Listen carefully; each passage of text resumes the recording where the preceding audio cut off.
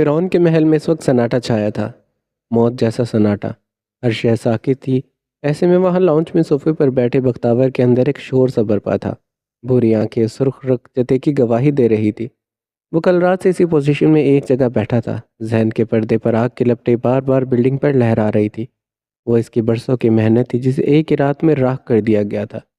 آپ نے بلایا باس؟ تبھی صوفے کے پیچھے حیدر آ کھڑا ہوا۔ بختاور کی نگاہیں چھت پر لٹکے فانوس پر تھی۔ اب وقت آ گیا ہے حیدر۔ کس چیز کا؟ حیدر کے ماتھے پر بل پڑی۔ کھیل شروع کرنے کا۔ بختاور کی بھوری آنکھیں اس لمحے سے آتی۔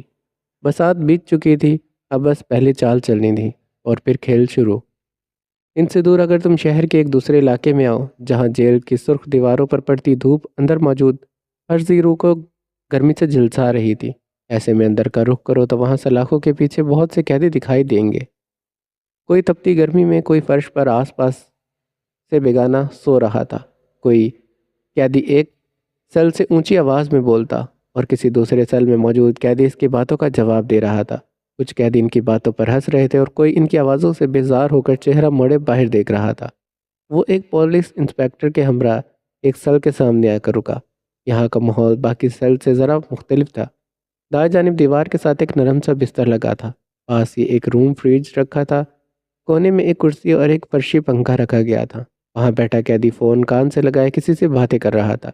جب انسپیکٹر نے سلاخوں کو بجاتے اسے اپنی جانب متوجہ کیا، اس نے چہرہ موڑا، آنکھوں میں حیرت ابھری۔ انسپیکٹر کو دیکھ کر نہیں، اس کے ساتھ کھڑے اذلان کو دیکھ کر۔ کافی عرصے کے بعد ملاقات ہوئی ہے اشرف؟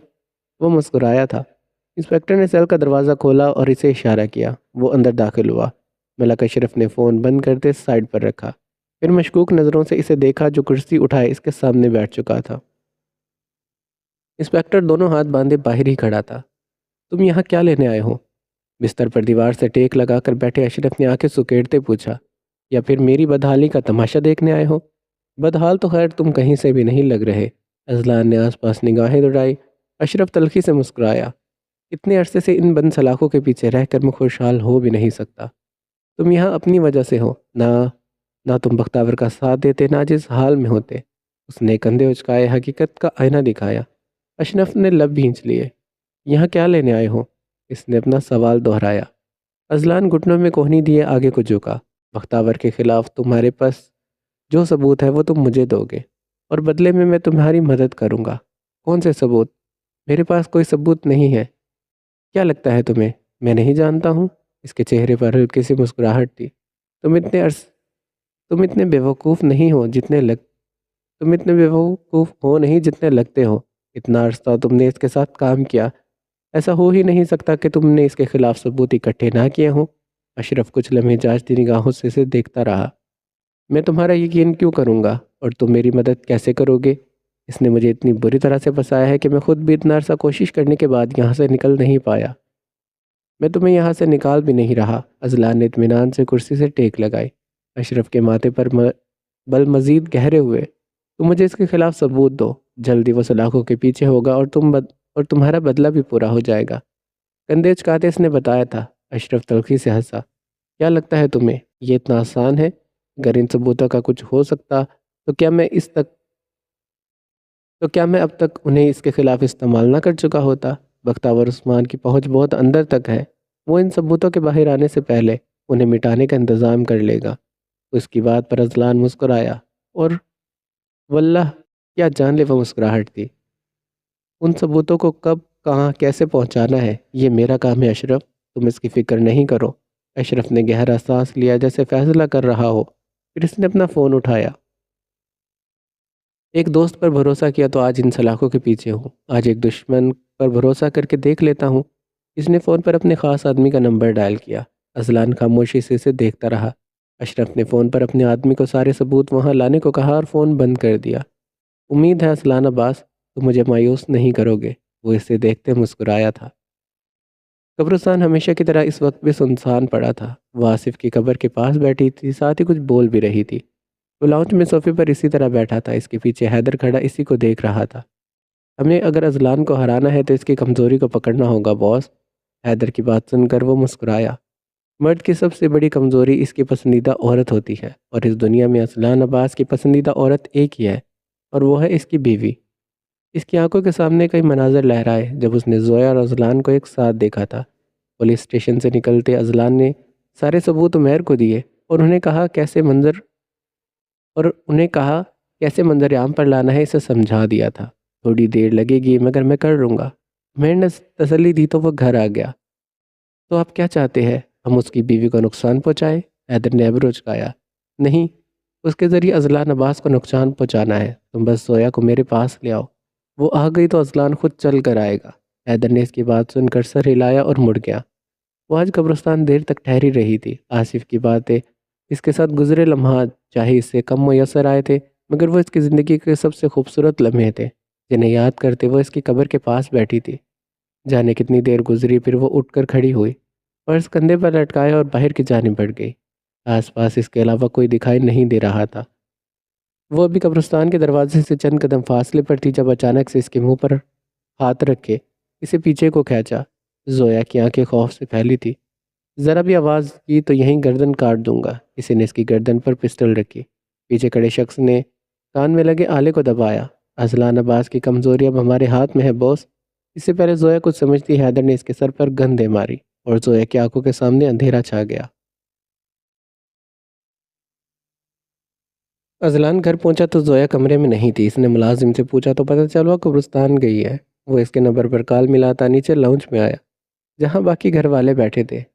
بیل جا رہی تھی مگر فون زویا نے نہیں اٹھایا۔ اس نے ایک بار پھر کوشش کی، جواب نہیں آیا۔ کیا ہوا اذلان، اتنے پریشان کیوں لگ رہے ہو؟ عباس خان کی آواز پر وہ چونک کر مڑا۔ وہ فضیلہ بیگم اور ختیجہ لاؤنج میں بیٹھے تھے۔ زویا قبرستان گئی ہے اور ابھی تک واپس نہیں آئی، اس نے صوفے پر بیٹھے بتایا۔ اور اسے گئے تو کافی دیر ہو گئی ہے، اب تک تو اسے واپس آ جانا چاہیے تھا۔ ختیجہ بھی پریشان ہوئی تھی۔ تم فکر مت کرو، ختیجہ شاید ٹریفک کی وجہ سے دیر ہو گئی ہوگی، فضیلہ بیگم نے اسے تسلی دی۔ اذلان، تم ڈرائیور کو کال کر کے دیکھو، عباس نے کہا تو اس نے ڈرائیور کو کال ملائی۔ ذہن میں خوف سرایت کرنے لگا۔ فون چھوٹتے ہی اس نے ڈرائیور سے زویا کے متعلق پوچھا۔ اس نے بتایا وہ قبرستان میں ہے اور ہمیشہ کی طرح باہر کھڑا انتظار کر رہا ہے۔ اذلان نے اسے فوراً اندر جا کر زویا سے بات کروانے کو کہا۔ ڈرائیور قبرستان میں داخل ہوا تو وہاں دور دور تک کسی کا نام و نشان نہیں تھا۔ آصف کی قبر کے پاس بھی کوئی نہیں تھا۔ صاحب، زویا میڈم تو یہاں نہیں ہے، اس نے کہا تو اذلان عباس کو لگا جیسے کسی نے اس کے جسم سے روح کھینچ لی ہو۔ کیا مطلب وہاں نہیں ہے؟ اس نے آواز کو بمشکل نارمل رکھا۔ میڈم یہاں نہیں ہے، میں نے آس پاس دیکھ لیا ہے، تم وہیں آس پاس اسے ڈھونڈو، اگر وہ ملے تو مجھے انفارم کرنا، اس نے کہتے کال کو کٹ کیا۔ اذلان، کیا ہوا؟ عباس خانے سے کھڑا ہوتے دیکھا پوچھا تھا۔ اس نے ان سب کو دیکھا، ان کے چہروں پر پریشانی تھی۔ ڈیڈ، وہ زویا، وہ کچھ کہنے لگا تھا جب اچانک سے ہاتھ پہ پکڑا فون تھر تھر آیا۔ کسی غیر شناسا نمبر نے ایک تصویر بھیجی تھی۔ اس نے تصویر کو کھولا اور اسے دیکھتے ہی وہ اگلا سانس لینا بھول گیا۔ تصویر زویا کی تھی جس میں وہ ایک کرسی سے بندھی تھی، آنکھیں بند اور گردن ایک جانب کو ڈھلکی تھی، ماتھے سے خون کی لکیر بہہ رہی تھی۔ اذلان کو لگا کسی نے اس کا دل مٹھی میں جکڑ لیا ہو۔ اب تم جانو گے عباس، اب تم جانو گے اذلان عباس، کسی قیمتی شے کو کھو دینا کیسا لگتا ہے۔ نیچے ایک پیغام لکھا تھا۔ وہ جانتا تھا یہ کس کا کام تھا۔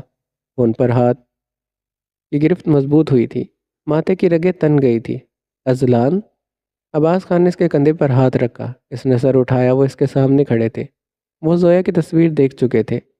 میں اس کی جان لے لوں گا ڈیڈ، وہ غصے سے دروازے کی جانب جانے لگا جب عباس خان نے اس کا بازو پکڑ کر اس کو روکا تھا۔ 18 سال پہلے والی غلطی مت دہرانا اذلان۔ ان کی آواز میں اس قدر تکلیف تھی کہ صرف وہی جانتے تھے۔ اذلان کے گلے میں گلٹی بھر کر معدوم ہوئی، آنکھوں میں پل بھر کو ایک تکلیف سی ابھری، بس پل بھر کو۔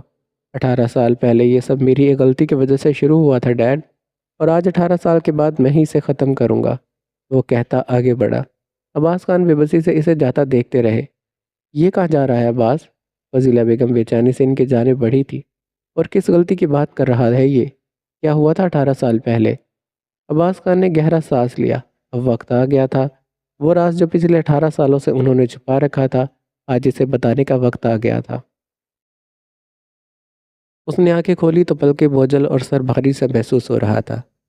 پہلے پہل مناظر دھندلایا، پھر پلکیں جھپکائی تو آس پاس ہر شے واضح ہوئی۔ وہ ایک تاریک سا کمرہ تھا جس کے وسط میں پڑی کرسی کے ساتھ اسے باندھا گیا تھا۔ دائیں جانب دیوار کے ساتھ ایک کھڑکی تھی جس میں سے مدھم سی روشنی آ رہی تھی۔ اسے پہلے تو سمجھنے میں دقت ہوئی کہ وہ آخر ہے کہاں، پھر آہستہ آہستہ ذہن بیدار ہوا تو اسے سب یاد آنے لگا۔ اذلان عباس کی کمزوری اس وقت ہمارے ہاتھ میں ہے باس۔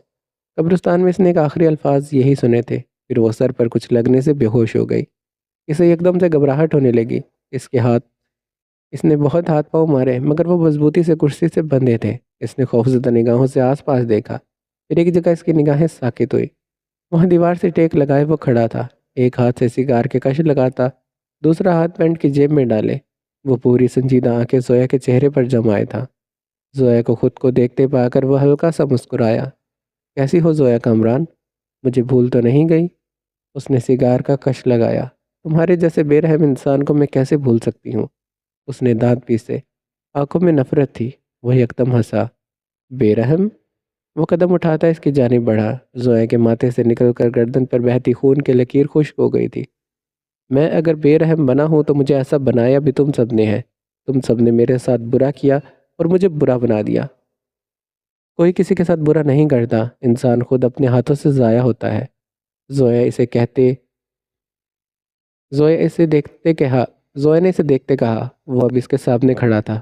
برا ہر کسی کے ساتھ ہوتا ہے بختاور، پر اس برے کے بعد ہم جس راستے کا انتخاب کرتے ہیں وہ ہمارا اپنا فیصلہ ہوتا ہے۔ تقریر اچھی تھی مگر افسوس کہ مجھ پر اثر نہیں ہوا۔ وہ ڈھیڈائی سے مسکرایا۔ ہوگا بھی کیسے؟ زویا کے لہجے میں افسوس تھا۔ جب انسان کا قلب سیاہ ہو جائے تو اس کی روح اسی پل مردہ ہو جاتی ہے۔ تمہارا قلب سیاہ ہو چکا ہے بختاور، اور اسی سیاہی نے تمہیں فرعون بنا دیا ہے۔ فرعون تو میں واقعی ہوں زویا۔ اس نے ہاتھ بڑھا کر اس کے گال کو چھونا چاہا تو زویا بے اختیار چہرہ پیچھے کر گئی۔ مجھے ہاتھ مت لگانا، وہ غصے سے پنکاری تھی، آنکھوں میں چنگاریاں سے بھڑک اٹھی تھی۔ اس وقت تم میری قید میں ہو، وہ کہتے اس کے کان کے پاس جھکا۔ میں تمہارے ساتھ جو چاہوں کر سکتا ہوں، اور بتاؤ ذرا کون آئے گا تمہیں اس فرعون سے بچانے؟ زویا نے ضبط سے آنکھیں میچی۔ اس کے ہاتھوں پر پسینہ آنے لگا، مگر اسے ہمت نہیں ہارنی تھی، وہ کمزور نہیں پڑ سکتی تھی۔ ہر دور میں ایک فرعون ہوتا ہے، اور خدا ہر بار اسے مٹانے کے لیے ایک موسیٰ بھیجتا ہے۔ تم بھی بہت جلد اپنے انجام کو پہنچو گے۔ کیا واقعی؟ وہ سیدھا ہوا، پھر مسکرایا۔ خود کو جتنی تسلیاں دینا چاہتی ہو دے لو، پر کیا تم نے سوچا ہے؟ اس کی بھوری آنکھیں سیاہ ہوئی، اور جب سیاہی روشنی پر قابض ہو جائے تو صرف تباہی مچاتی ہے۔ اگر اس بار موسیٰ کو آنے میں دیر ہوئی تو کیا ہوگا زویا؟ وہ بلند کہکا لگا کر ہنسا۔ زویا کو لگا جیسے اس لمحے اس کی روح نے جسم کا ساتھ چھوڑ دیا ہو۔ اس کے موبائل پر زویا کی فون کی لوکیشن شو ہو رہی تھی۔ اس کی گاڑی دھول اڑاتی سنسان راستے کی جانب رواں دوا تھی۔ ذہن میں بار بار زویا کا خون آلودہ چہرہ آ رہا تھا۔ دل بری طرح سے دھڑک رہا تھا۔ اگر اسے کچھ ہو گیا تو؟ اس سے آگے وہ سوچتا تو لگتا جیسے اس کی زندگی ختم ہو جائے گی۔ کچھ ہی دیر میں وہ اپنی مطلوبہ جگہ پر پہنچا۔ وہ ایک سنسان فیکٹری تھی، مگر وہاں پہنچ کر جو منظر اس نے دیکھا، اسے دیکھ کر اس کا سانس لینا بھول گیا۔ سینے پر ایک دم بوجھ محسوس ہوا۔ وہ کپکپاتے ہاتھوں سے گاڑی کا دروازہ کھولے باہر نکلا۔ مطلوبہ بلڈنگ پوری طرح سے آگ کی لپیٹ میں تھی۔ وہ ایک دم دروازے کی جانب بھاگا۔ زویا! وہ اسے پکارتے پوری قوت سے دوڑا۔ دل پوری طرح سے دھڑک رہا تھا۔ وہ دروازے کے پاس پہنچا تو ہر طرف آگ ہی آگ تھی۔ اندر جانے کا کوئی راستہ نہیں تھا۔ وہ چاہ کر بھی اندر نہیں جا سکتا تھا۔ پھر بھی اس نے ہار نہیں مانی۔ وہ زویا کو یوں ہار نہیں سکتا تھا۔ وہ آگے بڑھا۔ اس لمحے آگ کا ایک تیز شعلہ اس کی جانب لپکا۔ وہ فوراً پیچھے ہوا۔ یہ ناممکن تھا۔ وہ کسی طرح اندر نہیں جا سکتا تھا۔ اسے ہر گزرتے لمحے کے ساتھ اپنا دل بند ہوتا محسوس ہوا۔ اس نے آنے میں دیر کر دی تھی۔ وہ ہار گیا تھا۔ نیلی آنکھیں اسی لمحے خاموش ہوئی۔ وہ گھٹنوں کے بل زمین پر بیٹھتا ہی چلا گیا۔ ویران آنکھوں میں کچھ تھا تو بس سامنے آگ کے جلتے شعلوں کا عکس۔ وہ ساکت وجود لیے نیچے بیٹھ گیا۔ زویا! اس کے لب ہلے۔ آج اس لمحے وہ اپنی زندگی ہار گیا تھا۔ وہ عورت جو اس کی زندگی کا سب سے قیمتی اثاثہ تھی، وہ آج اسے کھو چکا تھا۔ اس کی محبت، اس کی زندگی آج اس کی آنکھوں کے سامنے راکھ ہو چکی تھی، اور وہ کچھ بھی نہیں کر پایا تھا۔ یا اللہ، ایسا نہیں ہو سکتا۔ زمین پر ہتھیلیاں رکھ کے اس نے سر جھکا کر گہرا سانس اندر کو کھینچا۔ اسے سانس لینے میں دقت ہوئی۔ اذلان! اسی لمحے اس کے سماعت میں زویا کی آواز گونجی۔ اسے لگا جیسے کسی نے اس کے جسم میں دوبارہ سے روح پھونک دی۔ وہ ایک جھٹکے سے مڑا۔ سامنے چند قدم کے فاصلے پر وہ کھڑی تھی، چہرے پر خشک خون کی لکیر، اور آنکھوں میں نمی لیے وہ اسی کو دیکھ رہی تھی۔ اس کے ہاتھ پیچھے بندھے تھے۔ حیدر اس کے پیچھے کھڑا تھا، ہاتھ میں پسٹل تھی جسے زویا کے سر پر تان رکھا تھا۔ اذلان نے پلکیں جھپکا کر زویا کو دیکھا، جیسے اپنی بصارت پر یقین کرنا چاہتا ہوں۔ پھر وہ آہستہ آہستہ کھڑا ہوا، سر تپا اور زویا کو دیکھا، وہ بالکل ٹھیک تھی۔ ماتھے کی چوٹ کے علاوہ کہیں کوئی زخم نہیں تھا۔ اذلان، زویا نے پکارا تو اس کی نظریں اس کے چہرے تک گئی، دونوں کی نگاہیں ملی، آس پاس عرشہ جیسے بے معنی ہو گئی۔ تم ٹھیک ہو زویا؟ زویا نے اس کے سوال پر اثبات میں سر ہلایا۔ تم دونوں کی فلمی سینز ختم ہو گئے ہوں تو ہم کام کی بات پر آ سکتے ہیں۔ اس نے آواز کے تعاقب میں چہرہ موڑا۔ زویا اور حیدر کے عقب میں بختاور کھڑا تھا، اس کے ہاتھ میں بھی پسٹل تھی۔ اذلان کی آنکھوں میں چنگاریاں ابھری، اس پر بختاور کے جان لینے کا جنون سوار ہوا۔ تم نے میری بیوی کو یہاں لا کر اپنی زندگی کی سب سے بڑی غلطی کی ہے۔ بختاور ایک دم ہنسا تھا۔ اگر اسے یہاں نہ لاتا تو تمہیں اتنا خوفزدہ کیسے دیکھتا؟ یقین جانو، آج تمہیں یہاں ٹوٹا بکھرا دیکھ کر دل کو ایک سکون ملا۔ یہ جنگ ہمارے درمیان تھی، تمہیں ان سب میں زویا کو گھسیٹنے کی ضرورت نہیں تھی۔ میں یہ جنگ آصف کو مار کر بہت پہلے ختم کر چکا تھا۔ وہ مسکرایا۔ اذلان کی مٹھیاں غصے سے بھیج گئی تھی۔ زویا کی نگاہیں اذلان پر جمی تھی، دھڑکنوں کی رفتار ہر گزرتے لمحے کے ساتھ بڑھتی جا رہی تھی۔ اسے کسی انہونی کا احساس ہو رہا تھا، مگر وہ اس وقت بے بس تھی، کچھ کر نہیں سکتی تھی۔ مگر میں عباس خان سے اپنے باپ کا بدلہ لے چکا تھا۔ یہ تو تم تھے جس نے یہ جنگ دوبارہ سے شروع کی ہے، میں نے یہ جنگ اب شروع نہیں کی، اسے 18 سال پہلے بھی میں نے ہی شروع کیا تھا۔ کیا مطلب؟ بختاور نے آنکھیں سکیڑی۔ اذلان نے زویا کی جانب چہرہ موڑا، وہ جانچتی نگاہوں سے اسے دیکھ رہی تھی جیسے کچھ اندازہ لگانا چاہتی ہو۔ کیا ہوا تھا 18 سال پہلے؟ عباس، فضیلہ بیگم نے سفالیہ ایبرو چکائے۔ عباس خان نے انہیں اور ختیجہ کو دیکھا۔ ان سے ذرا دور ایک عالیشان بکرے کی جانب آؤ تو وہاں ایک کمرے میں کمپیوٹر کے سامنے بیٹھا دکھائی دے گا۔ کی بورڈ پر اس کی انگلیاں تیز تیز چلتی جا رہی تھی۔ پولیس کی کئی گاڑیاں اسی فیکٹری کے راستے پر گامزن تھی۔ اذلان نے وہاں جانے سے پہلے شاکر کو کال کی۔ وہ اور عمیر کیا کرنے جا رہے تھے اس نے شاکر کو بتایا، اور اس کے لیے انہیں جلد از جلد بختاور تک پہنچنا تھا۔ وہ اسے فرار کا کوئی راستہ نہیں دے سکتے تھے۔ کمپیوٹر کی اسکرین پر کئی سبز ہندسے اوپر نیچے آتے جاتے دکھائی دے رہے تھے۔ وہ بہت اہتمام سے اپنے کام میں مصروف تھا، تب اسکرین پر ایک تحریر ابھری جس میں کسی چیز کی اجازت مانگی جا رہی تھی۔ عمیر کے چہرے پر شیطانی مسکراہٹ ابھری۔ اس نے یس پر کلک کیا، پھر ہاتھ سر کے پیچھے باندھ کر کرسی سے ٹیک لگائی۔ یہ شو ٹائم تھا۔ آپ ہمیں کچھ بتا کیوں نہیں رہے بھائی صاحب؟ بھتیجا بھی اب پریشان ہوئی تھی۔ عباس خان نے گہرا سانس لیتے فضیلہ بیگم کو دیکھا۔ 18 سال پہلے عثمان کا قتل میں نے نہیں کیا تھا۔ ان کے انکشاف پر وہاں کھڑی دونوں خواتین کی آنکھیں حیرت سے پھیلی تھی۔ آپ نے نہیں کیا تو پھر کس نے؟ فضیلہ بولتے بولتے رکی، انہیں جیسے اپنے سوال کا جواب خود بخود سمجھ آ گیا تھا۔ نہیں۔ وہ منہ پر ہاتھ رکھ کے بے اختیار 2 قدم پیچھے ہٹی تھی۔ نیوز چینل پر معمول کے مطابق خبریں چل رہی تھی، تبھی اچانک ایک لمحے کو سارے چینلز کی اسکرین تاریک ہو گئی۔ اگلے لمحے اسکرین پر دوبارہ روشن ہوئی تو اب وہاں خبروں کی بجائے ایک ویڈیو چل رہی تھی جس میں بختاور کے خلاف اشرف سے حاصل کردہ دستاویز اور ویڈیوز چل رہی تھی۔ اسی ویڈیو میں بختاور کسی سیاستدان کے ساتھ بیٹھا تھا اور اس کے غیر قانونی دھندوں میں اس کا ساتھ دینے کو کہہ رہا تھا۔ ایک جگہ وہ اسلحہ اسمگل کرنے والوں کے ساتھ ڈیل کر رہا تھا، ایک ویڈیو میں وہ کسی مال پر دھماکہ کروانے کو کہہ رہا تھا، ایک جگہ وہ اپنے سامنے گھٹنوں کے بل بیٹھے آدمی کو سینے میں گولیاں اتار رہا تھا۔ ایسی اور بھی کئی ویڈیوز تھی جو باری باری چل رہی تھی۔ وہ سب ایسی تھی جیسے وہاں موجود کسی شخص نے ہر بار خفیہ کیمرے سے وہ سب ریکارڈ کیا ہو۔ عوام، سیاستدان اور پولیس سب ششدر تھے۔ نیوز چینلز کے ہیڈ کوارٹر پر ہنگامہ مچا تھا۔ رپورٹر، ایڈیٹرز اور کیمرہ مین سب ہنگامی حالت میں کام کر رہے تھے۔ کسی نے ان کے چینل ہیک کر لیے تھے۔ ان ویڈیوز کو بند کرنے کا کسی کے پاس کوئی ذریعہ نہیں تھا۔ بختاور کے ساتھ ساتھ بہت سے سیاستدان بھی ایکسپوز ہو گئے تھے۔ وہ سب نیوز چینلز کو گالیاں بکتے جھکتے انہیں کال کر کے یہ سب بند کرنے کو کہہ رہے تھے، پر اگر انہوں نے اسے چلایا ہوتا تب ہی بند کرتے نا۔ اپنے کمرے میں بیٹھا عمیر افندی جوس کا گلاس ہاتھ میں لیے ٹی وی اسکرین کو دیکھ رہا تھا۔ چہرے پر کافی عرصے کے بعد ایسی فاتحانہ مسکراہٹ ابھری تھی۔ وہ کسی کے ذریعے اگر یہ سب عوام تک نہیں پہنچا سکتے تھے تو انہوں نے اپنا ذریعہ خود بنا لیا تھا۔ مہرین اور معاذ بھی لاؤنج میں بیٹھے یہ سارے مناظر ٹی وی پر دیکھ رہے تھے۔ مظہر حسن بھی حیرت میں مبتلا تھے۔ وہ اتنے عرصے سے سیاست کا حصہ تھے مگر ایسا کچھ انہوں نے پہلی دفعہ دیکھا تھا۔ گلیوں میں لوگ سڑکوں پر آ گئے تھے۔ بختاور کی تصویریں جلائی جا رہی تھی۔ سوشل میڈیا پر ہیش ٹیگ بختاور ایکسپوزڈ ٹرینڈ کرنے لگا۔ عدالت کے باہر ہجوم اکٹھا ہو چکا تھا۔ پولیس کی ہتھکڑیاں تھامے دستے بختاور کو گرفتار کرنے اس کے محل نما گھر کی جانب روانہ ہو چکے تھے۔ پھر ان کا مکروہ چہرہ سب کے سامنے آ چکا تھا۔ اس کو گرانے کی پوری تیاریاں مکمل ہو گئی تھی، اور پھر فرعون چاہے جتنا بھی طاقتور کیوں نہ ہو، جیت ہمیشہ موسیٰ کی ہوتی ہے۔ زویا جانچتی نگاہوں سے اس کا چہرہ دیکھ رہی تھی، جیسے کچھ اندازہ لگانا چاہتی ہو۔ اذلان کی نگاہیں زویا سے ہوتے بختاور تک گئی۔ وہ ابھی آنکھیں سکیڑے اسی کو دیکھ رہا تھا۔ 18 سال پہلے عثمان رضا کا قتل میرے باپ نے نہیں کیا تھا۔ اس کی بات سن کر بختاور ہنسا۔ اوہ، تو تم اب یہ کہو کہ تمہارا باپ بے قصور تھا اور کسی اور نے میرے باپ کو مارا تھا؟ گریٹ۔ اسے اس کی بات کا یقین نہیں آیا۔ ہاں، ڈیڈ بے قصور ہیں، کیونکہ وہ رکا، گلے میں گلٹی بھر کر معدوم ہوئی، کیونکہ اس رات عثمان رضا کا قتل میں نے کیا تھا۔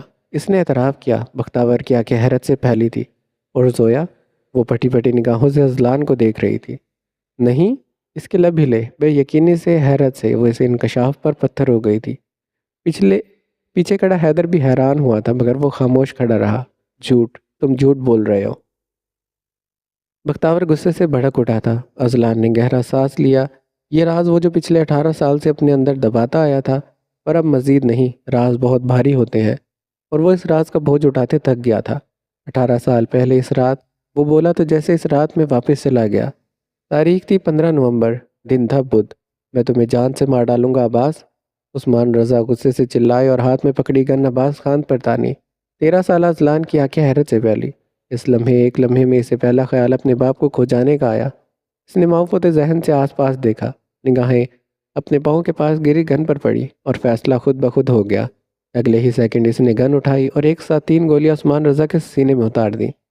سب اتنا اچانک ہوا کہ کسی کو پلک تک جھپکانے کا موقع نہیں ملا تھا۔ عثمان رضا اگلے ہی لمحے اوندے منہ سڑک پر جا گرے۔ اذلان حیرت سے گن کبھی اپنے ہاتھوں اور کبھی عثمان کے خون آلودہ جسم کو دیکھتا، جیسے اسے خود بھی سمجھ نہیں آیا یہ سب اس نے کیا کیا۔ اذلان، عباس خان نے تیزی سے آگے بڑھ کر اس کے ہاتھ سے گن لے کر دور پھینکی۔ پیچھے کھڑا آصف تھوک نگلتے کبھی اذلان تو کبھی عثمان رضا کے وجود کو دیکھنے لگا۔ I am sorry dad, I am sorry. 13 سالہ اذلان خوفزدہ نگاہوں سے باپ کو دیکھ رہا تھا۔ وہ بری طرح سے کانپ رہا تھا۔ یہ سب غلطی سے، میں نے جان بوجھ کر نہیں کیا، بس غلطی سے ہو گیا، آئی ایم سوری۔ اس کی آنکھوں سے آنسو بہنے لگے۔ عباس خان نے اسے کندھوں سے تھاما۔ میری طرف دیکھو اذلان۔ ان کا لہجہ نرم تھا۔ میں نے جان بوجھ کر نہیں کیا، غلطی سے۔ نفی میں سر ہلاتے اس کے منہ سے ویسے یہی نکل رہا تھا۔ وہ چاہے جتنا بھی مضبوط تھا، ابھی وہ صرف 13 سال کا تھا، اور اس نے ایک آدمی کا قتل کیا تھا۔ اس کا خوفزدہ ہونا تو بنتا تھا۔ اذلان، عباس خان نے اس بار درشتگی سے کہا۔ وہ یکدم ٹھہر گیا، لب ہلنے بند ہو گئے، آنکھوں سے آنسو ہنوز جاری تھے۔ وہی اکٹک باپ کا چہرہ دیکھ رہا تھا۔ تم نے کچھ بھی جان بوجھ کر نہیں کیا، میں جانتا ہوں۔ اس کی آنسوں سے تر چہرہ انہوں نے صاف کیا۔ زندگی میں پہلی بار وہ اپنے بیٹے کے چہرے پر اس طرح کا خوف دیکھ رہے تھے۔ تم میرے بیٹے ہو، میرے بہادر بیٹے، میں اچھے سے جانتا ہوں تم نے یہ جان بوجھ کر نہیں کیا۔ اس کی آنکھوں میں دیکھتے وہ انہیں سمجھانے لگے۔ مگر میں نے اسے مار دیا ڈیڈ۔ عباس خان نے گہرا سانس لیا، پھر اس کے کندھے پر گرفت مضبوط کی۔ آج یہاں جو کچھ بھی ہوا ہے اسے بھول جاؤ۔ انہوں نے آواز مدھم کی۔ چاہے کچھ بھی ہو جائے اذلان، تم کسی کو نہیں بتاؤ گے۔ یہ بات ہمارے درمیان راز ہے، وعدہ کرو۔ وعدہ کرو تم کسی سے ذکر نہیں کرو گے۔ تمہیں وعدے نبھانے آتے ہیں نا؟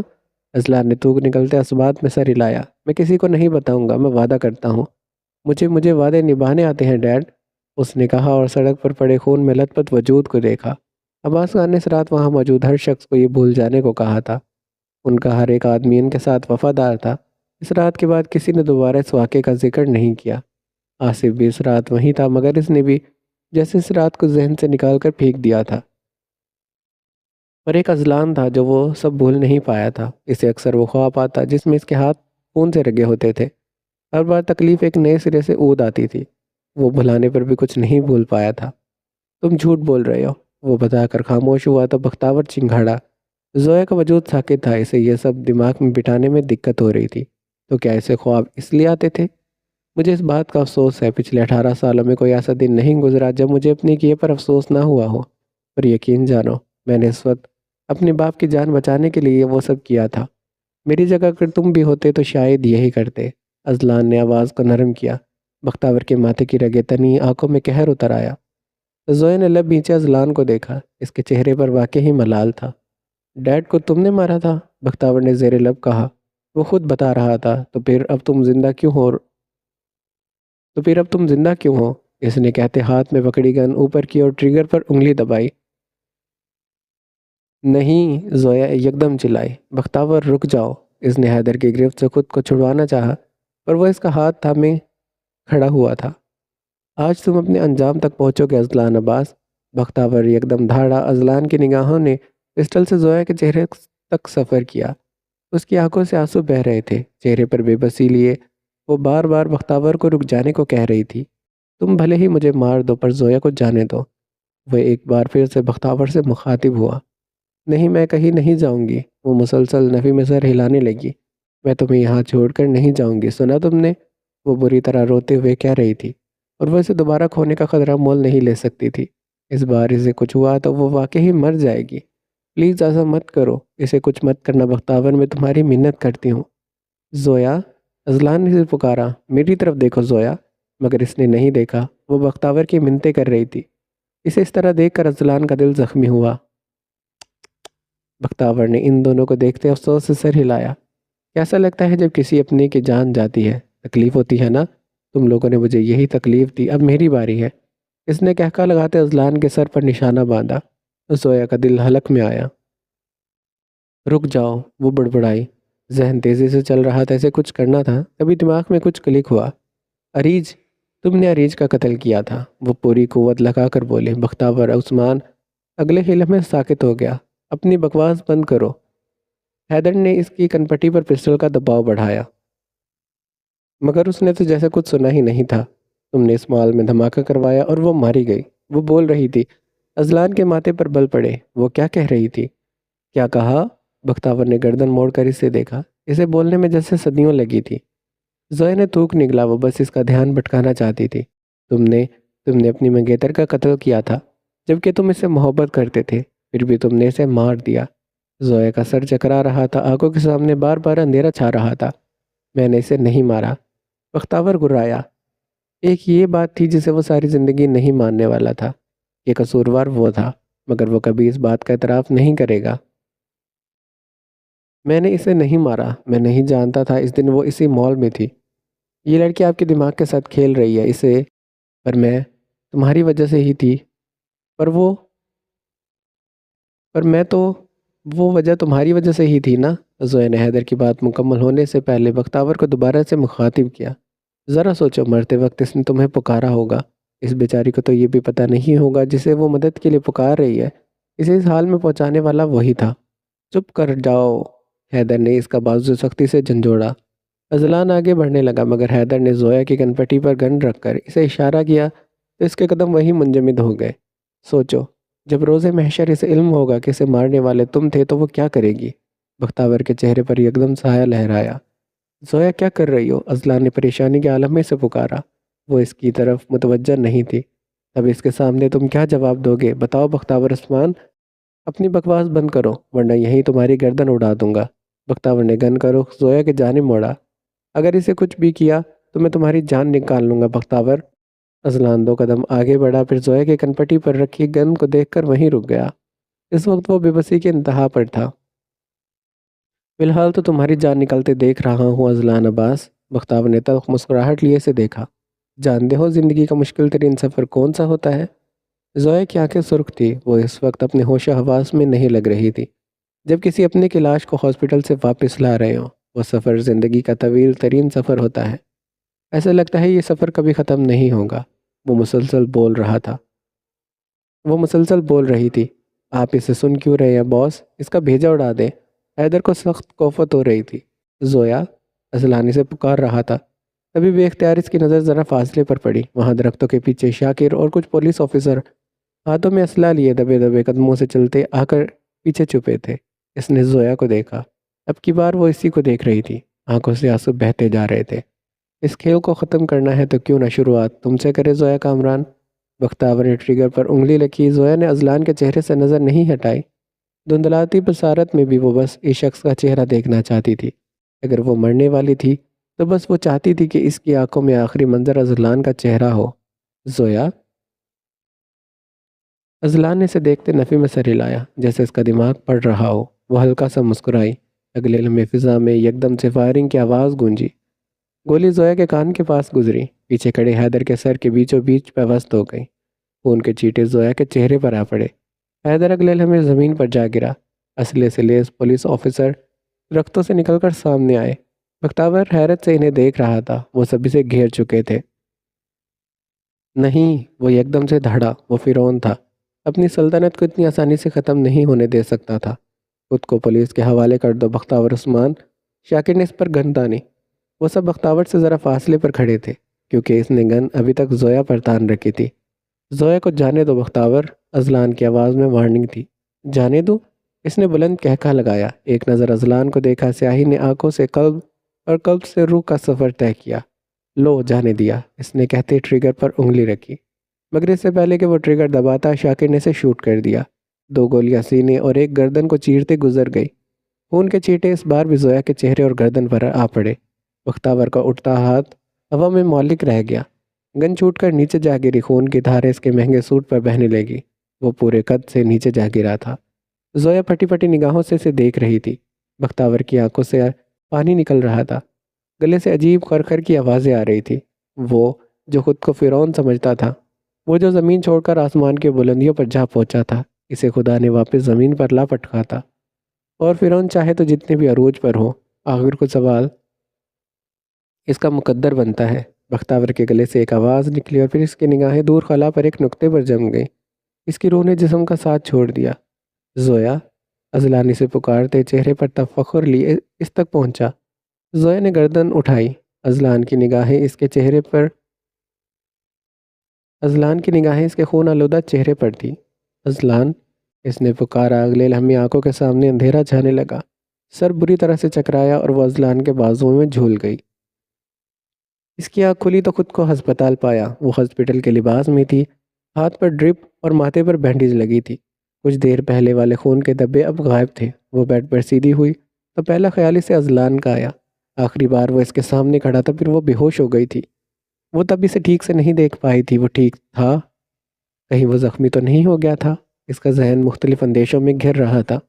وہ ڈرپ کو ہاتھ سے نوچ کر اتارتی فوراً کھڑی ہوئی۔ سر بری طرح چکرایا مگر اس نے بیڈ کا سہارا لیے خود کو سنبھالا۔ اسے جلد از جلد اذلان کو دیکھنا تھا۔ اسی پل دروازہ کھلا۔ ایک نرس اندر داخل ہوئی۔ اسے کھڑا دیکھ کر پریشانی سے اس کی جانب آئی۔ آپ کہاں جا رہی ہیں؟ آپ کو ریسٹ؟ اذلان کہاں ہے؟ اس نے نرس کی بات کاٹی۔ نرس کے ماتھے پر بل پڑے۔ میرا شوہر، وہ کہاں ہے؟ اس نے پھر سے دہرایا۔ وہ تو باہر ہے مگر آپ؟ وہ اس کی بات مکمل ہونے سے پہلے تیزی سے باہر کو بھاگی۔ نرس اسے پیچھے سے آوازیں دیتی رہی۔ وہ دھڑکتے دل کے ساتھ باہر کوریڈور میں آئی۔ وہاں بہت سے ڈاکٹرز اور پولیس آفیسرز کھڑے تھے۔ اذلان؟ اس نے پکارتے آس پاس دیکھا۔ یکدم کوریڈور میں سناٹا چھا گیا۔ وہاں چلتا ہر شخص اپنی جگہ پر رک گیا۔ سب نے چہرہ اس کی جانب موڑا۔ وہ گھبراہٹ زدہ سی آس پاس دیکھ رہی تھی۔ اذلان؟ اس نے پھر سے پکارا۔ تبھی سامنے موجود ڈاکٹرز اور پولیس آفیسرز نے پیچھے ہو کر راستہ صاف کیا۔ وہ سامنے شاکر کے ساتھ کھڑا تھا۔ اس کے لب اد کھلے تھے جیسے وہ کچھ بولنے والا تھا، پر زویا کو دیکھ کر اس کی بات مکمل نہیں ہو پائی۔ اس پر نظر پڑتے زویا کی آنکھوں میں نمی اتری۔ وہ اس کے سامنے تھا، زندہ سلامت۔ وہ بے اختیار اس کی جانب دوڑی۔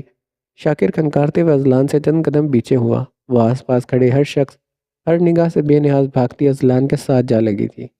اللہ کا شکر ہے تم ٹھیک ہو، مجھے لگا تمہیں کچھ ہو گیا ہے۔ اس کے سینے پر سر رکھے وہ رونے لگی۔ جسم بری طرح سے کپکپاہٹ کا شکار تھا۔ اذلان اس کی حرکت پر لحظہ بھر کو اپنی جگہ پر ششدر رہ گیا، پھر کھنکارتے ہوئے وہاں کھڑے باقی لوگوں کو دیکھا۔ وہ سب اس کا اشارہ سمجھتے مسکراہٹ دباتے وہاں سے غائب ہو گئے۔ اب وہاں صرف وہ دونوں تھے۔ مجھے لگا تمہیں کچھ ہو گیا ہے، اگر اس بار تمہیں کچھ ہو جاتا تو میں سچ مچ مر جاتی اذلان۔ اس نے آنسوؤں سے اذلان کی شرٹ کو گیلا کیا۔ اذلان نے نرمی سے اسے اپنے بازوؤں کے حصار میں لیا، پھر اس کی پیشانی پر اذلان نے نرمی سے اسے بازو کے حصار میں لیا، پھر اس کے کندھے پر پیشانی ٹکائی۔ ایک لمحہ گزرا، پھر دوسرا۔ آج جب میں نے اس فیکٹری کو جلتے دیکھا تو مجھے لگا تم اندر تھی زویا۔ موت کیا ہوتی ہے میں اس لمحے میں محسوس کیا، اور اگر تم اس وقت مجھے آواز نہ دیتی تو شاید میں مر جاتا۔ وہ مدھم آواز میں بولا، میں زندگی میں کبھی کسی چیز سے اتنا خوفزدہ نہیں ہوا جتنا تمہیں کھونے سے ہوتا ہوں، نہ ان خوابوں سے، نہ کسی انسان سے۔ میں نے دنیا میں واحد عورت سے اتنی محبت کی ہے، اور وہ تم ہو زویا۔ میں تمہیں کسی قیمت پر نہیں کھو سکتا۔ زویا کو اپنے کندھے پر نمی محسوس ہوئی تو اسے احساس ہوا کہ وہ رو رہا تھا۔ تمہارے جانے کے خیال نے میری جان نکال لی تھی زویا۔ زویا نے آنکھیں میچے آنسوؤں کو بہنے دیا۔ وہ دونوں اسی پل خاموشی سے ایک دوسرے کے سہارے کھڑے تھے۔ اگلی صبح اسلام آباد شہر پر ایک روشن سورج طلوع ہوا تھا۔ اندھیرا چھٹ گیا تھا، روشنی نے ہر شے پر اپنے پنکھ پھیلا لیے تھے۔ سب کچھ نکھرا نکھرا لگتا تھا۔ ایسے میں سفید محل کا رخ کرو تو وہاں کے مکین لاؤنج میں بیٹھے تھے۔ سامنے بڑی سی اسکرین پر نیوز چل رہی تھی، جس میں نیوز کاسٹر گلا پھاڑے کل ہونے والے حادثے کے متعلق بتا رہی تھی۔ ناظرین، آج کی سب سے بڑی خبر۔ ملک کے معروف بزنس ٹائکون بختیور عثمان پولیس مقابلے میں ہلاک ہو گئے۔ واقعہ کل شام پیش آیا جہاں پولیس نے انہیں ایک سنگین مقدمے میں گرفتار کرنے کے لیے پہنچی تو پولیس کے مطابق جیسے ہی ٹیم نے گرفتاری کی کوشش کی، بختیور موقع سے فرار ہونے لگے۔ پولیس کا دعویٰ ہے انہوں نے متعدد بار وارننگ دی، مگر ملزم نہیں رکا۔ اس دوران پولیس نے فائرنگ کی جس میں ایک گولی ان کی گردن پر لگی اور وہ موقع پر ہی دم توڑ گئے۔ وہ سب خاموشی سے یہ سب سن رہے تھے۔ لوگ واقعی وہی دیکھتے ہیں جو وہ دیکھنا چاہتے ہیں۔ بختیور کا مکروہ چہرہ کل سب کے سامنے آ گیا تھا۔ پولیس نے اسی بات کا فائدہ اٹھاتے کچھ باتوں کو خفیہ رکھ لیا تھا، کچھ کہانی اپنی طرف سے بنائی تھی، اور بس سب نے یقین کر لیا۔ آج ان سب کی زندگیوں سے بختیور عثمان کا باب ختم ہو گیا تھا۔ زویا نے اسکرین سے نظر ہٹا کر اپنے عقب میں دیکھا۔ وہاں پہلے اذلان بیٹھا تھا، پر وہ جگہ اب خالی تھی۔ اس کے ماتھے پر بل آئے، ابھی تو وہ یہیں تھا۔ اس نے آس پاس دیکھا، پھر کھڑی ہوئی۔ وہ اوپر آئی تو اسے آصف کے کمرے کا دروازہ کھلا نظر آیا۔ گہرا سانس لیتے وہ اندر چلی آئی۔ وہ سامنے بیڈ پر بیٹھا تھا۔ نظر دیوار پر آصف کی تصویر پر تھی جس میں وہ مسکرا رہا تھا۔ یہاں کیا دیکھ رہے ہو؟ زویا اس کے عقب میں آ بیٹھی۔ کچھ نہیں، بس عجیب سی بے چینی ہو رہی تھی تو یہاں چلا آیا۔ اس نے کندھے اچکائے۔ اب تو سب ختم ہو گیا ہے، پھر کیوں بے چین ہو؟ ان دونوں کی نظریں آصف کی تصویر پر تھی۔ یہ سب ختم نہیں ہوا زویا۔ اذلان نے گہرا سانس لیا۔ انفیکٹ یہ کبھی ختم نہیں ہوگا۔ انتقام کا چکر کبھی ختم نہیں ہوتا، اور میری زندگی سے تو یہ شاید کبھی ختم نہیں ہوگا۔ میں چاہوں بھی تو ان سب کو اپنی زندگیوں سے نہیں نکال سکتا، خاص کر ان خوابوں کو۔ اس نے گردن موڑ کر زویا کو دیکھا۔ کیا وہ سب یاد کرنا اتنا تکلیف دہ ہے؟ زویا کی آواز مدھم تھی۔ اذلان نے اس بات میں سر ہلایا۔ میرے لیے وہ سب سے زیادہ تکلیف دہ ہے۔ میں ہر بار اندھیروں میں گر جاتا ہوں۔ میں جب اس واقعے کو یاد کرتا ہوں مجھے اپنے کیے پر افسوس ہوتا ہے۔ میں نے غلط کیا تھا۔ میری ایک غلطی کی وجہ سے ہم نے بہت کچھ کھو دیا۔ اس رات آصف کی جگہ مجھے ہونا چاہیے تھا۔ اس کی جگہ مجھے مرنا چاہیے تھا۔ اس نے چہرہ جھکایا۔ زویا نے لب بھینچے، پھر آگے بڑھ کر اس کے کندھے پر بازو پھیلا کر اس کا سر اپنے کندھے سے لگایا۔ ایسا مت کہو، تم اس وقت صرف 13 سال کے تھے۔ تم اس وقت بہت چھوٹے تھے۔ خود کو قصوروار مت سمجھو۔ اگر یہ سب یاد کرنے سے تمہیں تکلیف ہوتی ہے تو ان باتوں کو تم مت دہراؤ۔ تم بھول جاؤ، اور میں وعدہ کرتی ہوں اس سب کو بلانے میں تمہاری مدد کروں گی۔ میں تمہیں اندھیروں میں نہیں جانے دوں گی۔ وہ اسے تھامے بیٹھی تھی۔ جانے کتنی دیر گزری، اس نے سر اٹھایا۔ جانتی ہو، جب میں نے یہ خواب دیکھے تو ہمیشہ اندھیروں میں گرا ہوتا تھا۔ ہر بار روشنی تک پہنچنے سے پہلے میں گر جاتا تھا۔ وہ اس کی آنکھوں میں دیکھ رہا تھا۔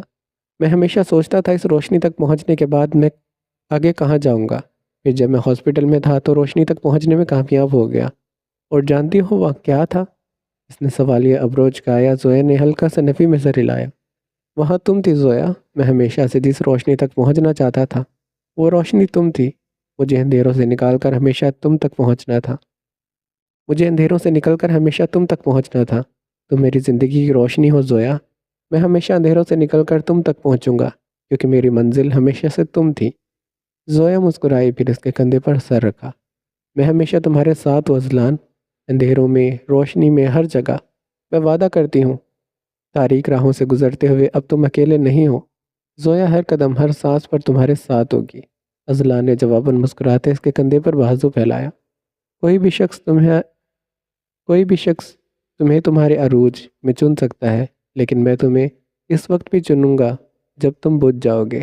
یقین رکھو، اگر میں نے روشنی کہیں اور بھی دیکھی تو بھی میں تمہاری تاریکی چنوں گا۔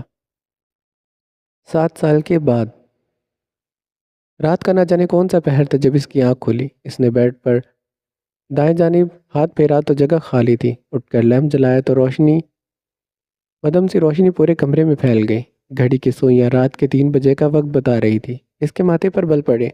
وہ اٹھ کر باتھ روم کے دروازے تک آئی۔ اذلان دستک دیتے پکارا، جواب نہیں آیا۔ باتھ روم کا دروازہ کھولا تو وہاں کوئی نہیں تھا۔ وہ گہرا سانس لیتے کمرے سے باہر آئی۔ اس کا رخ آصف کے کمرے کی جانب تھا۔ دروازہ کھولا تو وہاں بھی کوئی نہیں تھا۔ بیڈ شیٹ شکن زدہ تھی اور کمرے میں جا بجا کھلونے بکھرے تھے۔ زویا نے گہرا سانس لیا۔ رات کو سونے سے پہلے وہ یہ سب سمیٹ کر گئی تھی۔ اب اگر یہ سب بکھرا تھا تو مطلب واضح تھا، اس کے ننھے شیطان جاگ رہے تھے، اور یقیناً ان کا باپ بھی ان کے ساتھ تھا۔ وہ دروازہ بند کرتے سیڑھیاں اترتے نیچے آئی۔ آصف، اس نے آس پاس دیکھا۔ لاؤنج خالی پڑا تھا۔ اذلان، وہ پکارتے ہوئے آگے بڑھی تو اسے کچن کی لائٹ آن نظر آئی۔ وہ کچن میں آئی تو سامنے کا منظر دیکھ کر دروازے کے پاس رک گئی۔ اذلان چولہے کے پاس کھڑا تھا، ایک بازو میں 3 سالہ بیٹی زمل کو اٹھائے اور دوسرے ہاتھ سے وہ کھانا پکانے میں مصروف تھا۔ اس کے عقب میں ان کا 5 سالہ بیٹا آصف ایک سٹول پر اوپر چڑھے کھڑا تھا، دونوں ہاتھ کمر پر رکھے۔ وہ اپنی بڑی بڑی شہد رنگ آنکھوں سے باپ کو دیکھ رہا تھا۔ یہ ایسے نہیں بنتے ڈیڈ، موم اسے اور طریقے سے بناتی ہیں۔ اس نے ناک چڑھائی۔ یہ نوڈلز ہیں آصف، اور نوڈلز سب ایک ہی طریقے سے بناتے ہیں۔ اذلان نے چولہا بند کرتے نوڈلز باؤل میں نکالے، پھر اسے کاؤنٹر پر آصف کے سامنے رکھا۔ آصف فوراً سٹول پر بیٹھ گیا۔ اب جلدی سے انہیں ختم کرو، تمہاری موم کو پتہ چل گیا نا تو تم دونوں اس وقت جاگ رہے ہو تو تمہارے ساتھ ساتھ میری بھی کلاس لگے گی۔ وہ زمل کو اٹھائے کھڑا تھا۔ گول مٹول بھرے بھرے گالوں والی زمل کی آنکھیں بالکل زویا جیسی تھیں۔ ان کے دونوں بچوں کے نام اذلان نے اپنی پسند سے رکھے تھے۔ بیٹے کی پیدائش پر اس نے پہلی بار اسے دیکھتے اعلان کیا، اس کا نام آصف ہوگا۔ اس کے اس فیصلے پر سبھی گھر والے بہت خوش تھے، خاص کر زویا۔ ڈیڈ، آصف کو نوڈلز کھاتے دیکھ کچھ یاد آیا۔ آپ نے، اس سے پہلے کہ وہ اپنی بات مکمل کرتا ہے، اس کی نظریں دروازے کے پار کھڑی زویا پر پڑی۔ آنکھیں حیرت سے پھیلی۔ اذلان نے اس کی نظروں کا تعاقب کیا۔ وہ اپنی جگہ پر رک گیا۔ زمل نے چہرے پر ہاتھ رکھ لیے جیسے وہ اس طرح اپنی ماں کی نظروں سے چھپ جائے گی۔ اس کی اس حرکت پر زویا کو ہنسی آئی تھی، مگر اس نے چہرہ سنجیدہ رکھا۔ کیا ہو رہا ہے یہاں؟ وہ سینے پر بازو لپیٹے آگے آئی۔ اذلان اور آصف نے نظروں کا تبادلہ کیا۔ موم، ڈیڈ نے بہت اچھے نوڈل بنائے ہیں۔ آصف نے فوراً سے اس کا دھیان بھٹکانے کا بہانہ سوچا تھا۔ اسٹول سے اتر کر نوڈل کا باؤل اٹھائے اس تک آیا۔ ہاں، بہت اچھے بنے ہیں، ٹرائی کر کے دیکھو۔ اذلان نے بھی بیٹے کا بھرپور ساتھ دیا۔ تم ابھی تک جاگ رہے ہو؟ زویا نے آصف کے ماتھے سے بال ہٹاتے پوچھا، لہجہ نرم تھا۔ وہ مجھے بھوک لگ رہی تھی تو میں نے ڈیڈ کو اٹھا دیا، پھر زمل بھی رونے لگی تو ہم اسے بھی ساتھ لے آئے۔ زویا نے اس کی بات سن کر گہرا سانس لیا۔ اسے واپس بیٹھ کر نوڈل ختم کرنے کو کہا۔ تم اس کی عادتیں بگاڑ رہے ہو۔ زویا نے اذلان پر اٹچتی سی نگاہ ڈالی۔ زمل کو اٹھانے کے لیے اس کے ہاتھ آگے بڑھائے تو اس نے فوراً اپنے باپ کی گردن میں بازو ڈال لیے۔ نو، زویا کو دیکھتے نفی میں سر ہلایا۔ مطلب واضح تھا کہ مجھے تمہارے پاس نہیں آنا۔ اسے ہمیشہ سے ماں باپ میں باپ زیادہ پسند تھا۔ اس کی عادتیں بھی بگاڑ دی ہیں تم نے۔ اس نے ایک بار پھر سے اذلان کو گھورا۔ ان کی ماں کی عادتیں بھی میں نے ہی بگاڑی ہیں، اب ان کی بھی بگاڑنے میں کیا حرج ہے؟ اذلان نے مسکراتے اس کے چہرے پر جھولتی لٹ اس کے کان کے پیچھے کی۔ ان 7 سالوں میں اس کا وزن ہلکا سا بڑھ گیا تھا اور وہ پہلے سے زیادہ خوبصورت لگتی تھی۔ کم از کم اذلان کو تو ایسے ہی لگا تھا۔ اب وہ آصف کے پاس بیٹھی سے نوڈلز کھلا رہی تھی اور اذلان زمل کو بازوؤں میں اٹھائے اسے سلانے کی کوشش کر رہا تھا۔ یہاں پر یہ اگلی شام مظہر ولا کا رخ کرو تو وہاں لان میں محسن کی 4 سالہ بیٹی رامین اور معاذ کا بیٹا داہم کھڑے دکھائی دیے۔ پاس ہی کرسیوں پر مہرین اپنے 2 سالہ بیٹے راہم کو اٹھائے بیٹھی تھی۔ اس کے ساتھ کائنات اور نائلہ بیگم بھی تھی۔ وہ مسکراتے آپس میں باتیں کر رہی تھی تبھی معاذ اور محسن بھی وہاں آ گئے۔ ڈیڈ گھر پر نہیں ہے کیا؟ ڈیڈ گھر پر نہیں ہے کیا؟ معاذ نے مہرین کے عقب میں رکھی کرسی گھسیٹ کر اس پر بیٹھتے پوچھا۔ راہم اسے دیکھتے ہی ہاتھ مار کر اس کی جانب اچھلنے لگا۔ معاذ نے مسکراتے اسے اٹھایا۔ نہیں، وہ کسی کام سے باہر گئے ہیں۔ نائلہ بیگم نے مسکراتے انہیں بتایا تھا۔ ان 7 سالوں میں ان کے اور مظہر حسن کے تعلقات بالکل درست ہو گئے تھے۔ معاذ نے سر ہلایا تو وہ سب باتوں میں مصروف ہو گئے۔ معاذ نے گہرا سانس بھرتے نائلہ بیگم کو دیکھا۔ وہ مسکراتے ہوئے مہرین سے کچھ کہہ رہی تھی۔ وہ اب سوچتا تو اسے ہنسی آتی تھی، کیسے اس نے کسی دوسرے کی باتوں میں آ کر اپنے باپ کو ہی اپنا دشمن سمجھ لیا تھا۔ اس نے اپنے کتنے سال اس غلط فہمی میں ضائع کیے۔ ایسا ہی ہوتا ہے جب انسان اپنی آنکھوں پر پٹی باندھ کر دنیا کو کسی دوسرے کی نظر سے دیکھتا ہے، اسے خبر تب ہوتی ہے جب وہ اوندھے منہ اوندھے منہ نیچے گرتا ہے۔ پھر جب وہ آنکھوں سے پٹی اتارتا ہے تو معلوم ہوتا ہے وہ غلط سمت میں جا رہا تھا، اسے گرنا ہی تھا۔ پر عقل مندی وہی ہے جو حقیقت جاننے کے بعد صحیح راستے کا انتخاب کرے۔ اگر دو دلوں کے آپس میں اختلافات یا غلط فہمیاں ہیں تو انہیں چاہیے کہ وہ ایک دوسرے سے بات کر کے ان اختلافات کو دور کرنے کی کوشش کرے، نہ کہ کسی تیسرے انسان کی باتوں کے باعث دل میں مزید اختلافات کو بڑھاوا دے۔ یہ تیسرا انسان بہت سے لوگوں کی زندگیوں میں ہوتا ہے، ویسے اسے پہچاننے کے لیے آنکھیں اور کان کھلے رکھنے پڑتے ہیں۔ اپنے آس پاس دیکھے وہ تیسرا انسان کون ہے اور سب سے پہلے اپنے اندر جھانکے، کہیں یہاں بھی تو کسی زندگی میں وہ تیسرا انسان تو نہیں ہے۔ کیا سوچ رہے ہو؟ مہرین کی آواز اسے خیالوں سے باہر لائی۔ چہرہ موڑا تو وہ اسی کو دیکھ رہی تھی۔ راہیم اب اس کی شرٹ کے بٹنوں کے ساتھ کھیل رہا تھا۔ کچھ نہیں، وہ مسکرایا، پھر مہرین کا ہاتھ تھاما۔ دن کیسا گزرا آج تمہارا؟ ہمیشہ کی طرح آفس سے واپسی پر اس نے مہرین سے پوچھا۔ مہرین نے گہرا سانس لیا، پھر اسے آج کے دن کی تمام مصروفیات کے متعلق بتانے لگی۔ یہ ان دونوں کو روزانہ کا معمول تھا۔ اس دن آسمان پر سیاہ بادلوں کا راج تھا۔ صبح سے ہلکی ہلکی بوندا باری ہو رہی تھی۔ ایسے مزلان فون کان سے لگائے لاؤنج میں بیٹھا تھا۔ عباس خان اور فضیلہ بیگم آصف کو سن رہے تھے، جو اپنے اسکول کے نہ جانے کون سے قصے کہانیاں نے سنانے میں مصروف تھا۔ یہ بالکل تم پر گیا ہے، اذلان نے ایک دفعہ زویا سے کہا۔ اس کا اشارہ اس کے بولنے والی عادت پر تھا۔ اچھا ہے نا مجھ پر گیا ہے، تم پر چلا جاتا تو کل کو میرے بیٹے کو بھی سب کھڑوس بولتے۔ وہ بھی دو بدو بولی تھی۔ خدیجہ بیگم ہاتھ میں تسبیح لیے بیٹھی تھی، ساتھ ساتھ آصف سے باتیں سن کر مسکرا بھی دیتی۔ کل کراچی سے واپسی پر مجھے لگتا ہے مجھے سیدھا تمہارے گھر پر ہی لینڈ کرنا پڑے گا۔ عمیر کی آواز فون میں سے گونج رہی تھی۔ ورنہ میرے اس چھٹاک بھر کے لڑکے نے میرا جینا حرام کر دینا ہے۔ اس کا 6 سالہ بیٹا زارون زویا سے کچھ زیادہ ہی obsessed تھا۔ وہ زیادہ تر انہی کے گھر میں پایا جاتا تھا اور ہر وقت زویا کے پیچھے پیچھے پھرتا تھا۔ ایک تو اس نے لان میں ایک پھول توڑ کر زویا کو دیا، ساتھ ہی اسے اپنی محبت کا اظہار کر دیا تھا۔ اس نے ہنستے ہوئے اس کے ہاتھ سے پھول لیا، پھر اس کے گال پر پیار کیا۔ اس لمحے اس بچے کا سرخ چہرہ دیکھنے کے قابل تھا۔ اپنے بیٹے کو میری بیوی سے دور رکھو، اذلان نے دانت پیسے۔ وہ اس چھوٹے بچے سے بھی جیلس ہو جایا کرتا تھا۔ وہ جب زارون کو زویا کے آس پاس دیکھتا اسے دور سے گھورتا رہتا تھا، پر وہ بھی عمیر کا بیٹا تھا۔ اس کی نظروں کا اثر لیے بنا اپنی زویا کو دیکھتا رہتا۔ میں کیوں دور رکھوں اسے؟ عمیر ہنسا۔ اس بار تو ہم زویا کا پراپر رشتہ لینے کا سوچ رہے ہیں۔ پھر میرے ہاتھوں اپنا اور اپنے بیٹے کا قتل کنفرم سمجھو۔ عمیر افندی، سوچ لو، تمہاری بیوی کو میرے بیٹے سے بہت محبت ہے۔ اگر تم نے اسے کچھ کیا تو وہ ویسے بھی تمہیں چھوڑ کر چلی جائے گی۔ اس سے پہلے کہ اذلان اسے کوئی کرارا جواب دیتا، اسے سامنے سے زمل آتی دکھائی دی۔ اس کے ایک ہاتھ میں نیل پالش اور دوسرے میں میک اپ کٹ تھی، جو یقیناً زویا کی تھی۔ گلابی رنگ کے فراک میں ملبوس بھورے بال 2 پونیوں میں بندھے تھے۔ اذلان پر نظر پڑتے ہمیشہ کی طرح اس کا چہرہ کھل اٹھا تھا۔ وہ چھوٹے چھوٹے قدم اٹھاتی اس کے عقب میں آ بیٹھی، میک اپ کٹ سائڈ پر رکھی۔ اذلان مسکراتے سے دیکھ رہا تھا۔ وہ جانتا تھا وہ کیا کرنے والی تھی۔ کہاں گم ہو گئے؟ کہیں ہمارا پروپوزل قبول کرنے کا تو نہیں سوچ رہے؟ عمیر کی آواز نے اسے دوبارہ سے فون کی جانب متوجہ کیا تھا۔ تم ایک بار واپس آ جاؤ، تمہارے سارے پروپوزل نکالنا ہوں، اذلان نے کہا۔ فون بند کرنے سے پہلے اسے عمیر کا کہکہا سنائی دیا۔ وہ زمل کی جانب متوجہ ہوا، جس نے نیل پالش اس کی جانب بڑھائی تھی۔ اس نے اس کے ہاتھ سے نیل پالش لی تو زمل نے اپنا بازو اٹھا کر اس کے گھٹنے پر رکھا۔ اب وہ باری باری اس کے پاؤں اور ہاتھوں پر نیل پالش لگاتا دکھائی دے رہا تھا۔ کچھ ہی دیر میں ان کی کارروائی مکمل ہوئی تو وہ صوفے سے اتر کر اب باقی گھر والوں کو اپنی نیل پالش دکھا رہی تھی، ساتھ ہی سب سے تعریف وصول کر رہی تھی۔ اس نے آصف کے سامنے ہاتھ کیے تو اس نے مسکرا کر اس کے دونوں ہاتھوں کو باری باری چوما۔ اسے اپنی بہن سے بہت محبت تھی۔ وہاں سب کے چہروں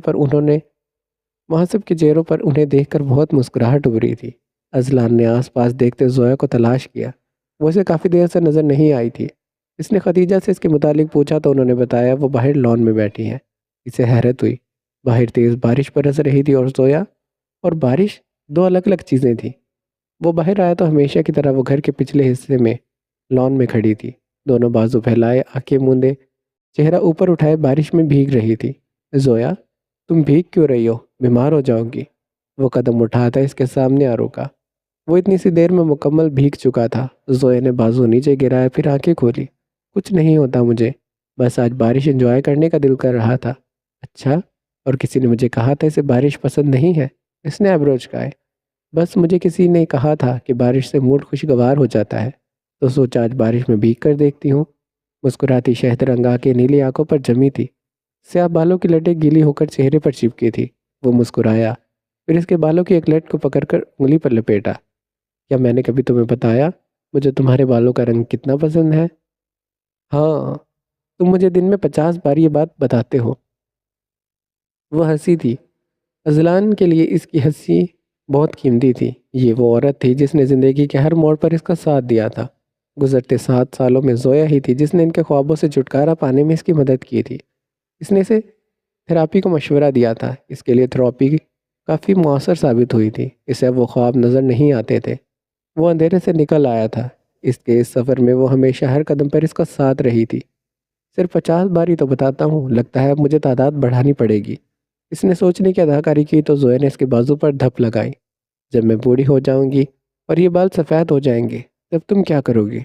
اذلان نے اس کے دائیں ہاتھ کی انگلی کو پکڑ کر اوپر کیا، اسے گھمایا۔ وہ پہلے حیران ہوئی، پھر ہنس دی۔ بارش کی بوندیں بھی ان کے ساتھ ہی مسکراتے ہوئے جھولی تھی۔ اس نے اسے دوبارہ گھمایا، پھر اس کے کمر میں بازو ڈالے سے خود کے قریب کیا۔ زویا کے ہاتھ اس کے سینے پر آ ٹھہرے۔ آپ چاہے ایسی رہی یا 100 سال بوڑھی ہو جائیں، اذلان عباس کے لیے ہمیشہ دنیا کی خوبصورت ترین عورت رہیں گی۔ وہ مسکرایا۔ دونوں کی نگاہیں اس لمحے ایک دوسرے پر جمی تھی۔ پانی کے قطرے ان کے چہروں اور بالوں سے ٹپک رہے تھے۔ اذلان نے جھک کر اس کے کان میں کچھ سرگوشی کی۔